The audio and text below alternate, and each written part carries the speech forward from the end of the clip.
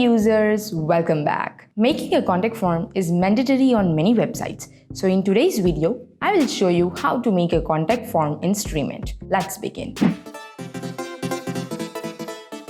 Open WordPress and go to Contact. Here you can see the contact form, and for that, I have installed Contact Form 7. As you can see, I have already created some of the forms. To add a new form, click on Add New. Here we can see the basic code and multiple fields like text, email, URL, telephone, etc. that you can add to your code.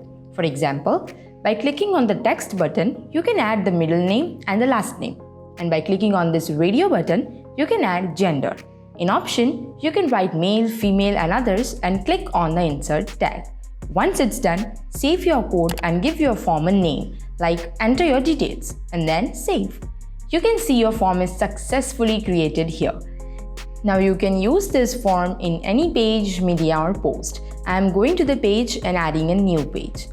Enter the title here and then click on this button to add a block and select Contact Form 7. Select your form from this drop down and then update and then preview.